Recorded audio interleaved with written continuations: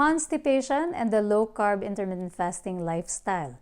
Napaka-common po nitong tanong, napaka-common na concern ng ating mga community members. Doc, nahihirapan po ako mag-number 2. Doc, I'm feeling constipated. Ano pong dapat gawin?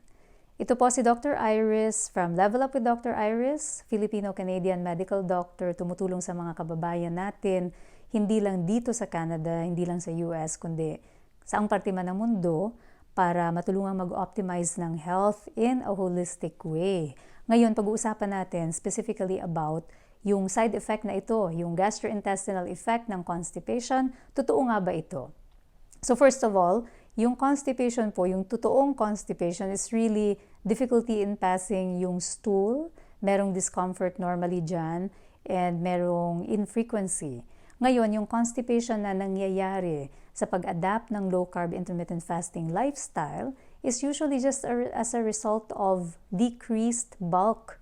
Konti po yung amount na pumapasok. So imagine, if you are used to eating 6 times a day, so yan yung standard po, breakfast, lunch, dinner, merong coffee break, merong afternoon snack, pang-anim is the midnight snack, right? So this is the common eating pattern ng marami sa atin. So imagine if you're used to eating that many times a day, and syempre pa, pag sugar burner ka, hindi naman yan konti lang ang kakainin mo. You will likely be eating more, bigger amounts, So, eating 6 times a day, bigger amounts, what will that do to your output?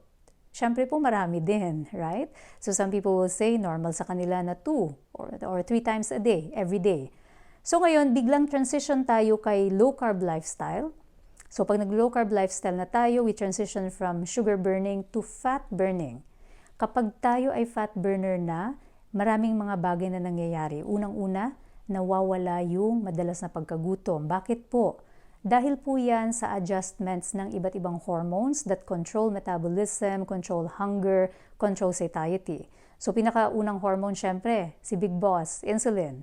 Right? Kapag hindi mo masyadong sinestimulate si insulin, hindi ka rin nag-iimpok ng taba. Pag hindi mo sinestimulate si insulin, you go more into fat burning. Kapag ka nasistimulate si insulin, you block fat burning. So when you're going more into fat burning, then obviously hindi ka naaasa sa intake ng sugar kasi mismong yung taba mo becomes your fuel. You start to burn that stored fat, and so in that way, hindi mo talaga mafe-feel yung gutom.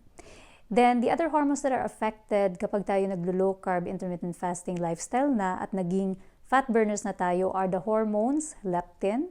Siya yung nagre-regulate at nagsasabi na stop ka nang kumain, busog ka na. So, you will regain yung sensitivity mo kay leptin na dati nawala na yan nung nag-high carb ka at napakadalas mong kumain. Your body becomes leptin resistant. Ngayon, suddenly, magiging sensitive ulit siya kay leptin. So when you become sensitive again kay leptin, dun mo ma-realize, busog na pala ako, hindi ko na pala kailangan kumain. And the same goes for the hunger hormone, si ghrelin. So ghrelin, hindi mo masyadong mafe-feel na gutom ka. Kasi yun nga, you will always have some kind of circulating fuel sa pagtunaw ng sarili mong taba. So when these things happen, then naturally, pag decrease ng appetite ninyo, less din yung kakainin ninyo. So it's very important to note na malaki ang pagkakaiba ng kumakain ng 6 times a day sa taong kumakain ng 2 times a day lang or even sometimes 1 a day. So, ano yun? Yung TMAD na tinatawag, 2 meals a day na laging sinasabi ng mga community members natin, and OMAD, 1 meal a day. So, yan yung mga nakikita natin po na common pattern. So, imagine, you cannot compare the output of someone who's eating so much, 6 times a day, to someone who's eating once or twice a day and not so much. Mainly, probably, only the essentials like proteins and fat. And syempre, optional yung pagdagdag ng low net carb na mga carbohydrates like vegetables, for example. So, yun po yung pinakaunang consideration na kailangan nating malaman. Ikalawa, yung mga normal na kinakain natin sa high carb lifestyle tend to have more fiber. Karamihan dyan, made from grain products, right? So grain products, so the usual carbohydrates, katulad po syempre ng rice, yung mga multigrain bread, mga ganyan po. So again, these are very fibrous. And of course, kung ikaw ay less na beses ng kumakain, tapos syempre yung kinakain mo pa, minimal din yung fiber. Kasi you can only eat so much, right? You're capitalizing more on proteins and fat.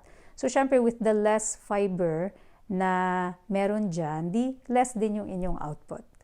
So ngayon, ang importante namang malaman, ano naman ang mga pwede nating gawin? Because some people feel uncomfortable with going like maybe just 2 times or going like say once every 2 days, right? Or going infrequently. So ano mga pwede nating gawin? So number 1, increase your fiber intake. Ito ay gagawin natin hindi sa pamamagitan ng pagkain ng mga high net carb na pagkain, kundi pagdagdag ng fiber coming from the green section ng ating food guide. Food guide, ma-download po sa levelupwithdriris.com. Para lang yan traffic light, may green, merong yellow at may red na section. Yung go, pause, tsaka stop. Yung pipiliin nating mga fiber sources should come from yung green section. So yung ating go, ito yung mga green leafy vegetables, mga high fiber vegetables pero mababa ang net carb content.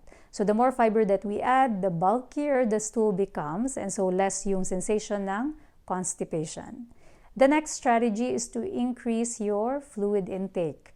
Alam natin na with the ketosis, yung fat burning na nangyayari, pag tayo nasa fat adaptation na, madalas na tayo umiihi. Iniihi kasi natin yan yung ketone bodies. And so, pag kulang tayo ng fluid, syempre anong mangyayari sa ating stool? Syempre ito magiging dry. Right? Madalang na nga, dry pa. So then that can give you even more that sensation na constipated ka. So increase your fluid intake. Ikatlong strategy, move. Galaw-galaw po. When you move, you improve colonic motility.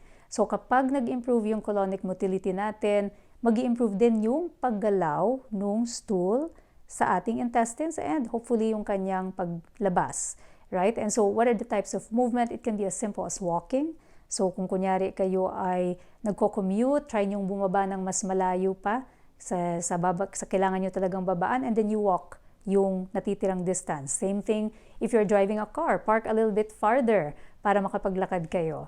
There are other forms of movement, syempre, exercise, jogging, aerobics, mga cardio, mga ganyan po. So movement is important too. And then the other thing is you can also increase your salt intake. Remember, sa pag-LCIF lifestyle natin, we lose a lot of salt and with the salt loss, the water goes with it. So itong strategy na ito, increase natin yung water, increase natin yung salt. Not so much. You can go up to yung recommended lang, mga 3,000, 4,000 milligrams a day, up to 5,000 milligrams a day kapag kayo ay naglo-low carb po. This is higher than the usual standard. Dahil kapag tayo naglo-low carb, alam natin na may salt loss. So you can increase that salt intake. So they say can be around like 2.5 teaspoons full of salt is okay sa mga naglo-low carb. So combine that with the increased fluid intake and there you go. Mas maraming fluid and less yung magiging absorption dun sa stool natin while it's in the intestine, in the colon. And then it can facilitate yung more regular movement. And then finally, you can also try taking magnesium. So magnesium is one of those electrolytes that we also lose kapag tayo ay naglo-low carb intermittent fasting when we get into fat burning. And the magnesium can be replenished up to 300 to 500 milligrams a day. So magnesium is very helpful in regulating ulit yung bowel movement natin. And you can play around with the dose. If you find that you're having more diarrhea with 500, then babaan nyo, gawin yung 400. If still too much, baba kayo 300 until you find the right dose for you na tama lang. You have the right bowel movement that you want, but not too much diarrhea. So yan po yung mga iba't ibang strategies natin to help with this sensation ng constipation. Many times, hindi po ito totoong constipation, kundi yung pag-decrease lamang ng amount ng ating stool because we're eating less and we're eating less fiber, we are eating less times a day. If all else fails, kailangan ng patnubay ng doctor. So, consult your doctor po para malaman na walang ibang dahilan yung inyong constipation. Napaka-importante po ng support. So, visit our various communities, join them para magkaroon kayo ng support sa mga fellow community members who have been through the journey themselves and magabayan kayo para malaman kung yung mga nararamdaman ba ay normal lamang or kung anong pwedeng gawin dyan, makakuha tayo ng tips. Again, download the food guide, levelupwithdriris.com, and maybe look at the other resources there that can help you sa iba't ibang aspeto po ng inyong buhay. As always, I am here to wish you well, wish you holistic wellness. Stay healthy po and stay low carb.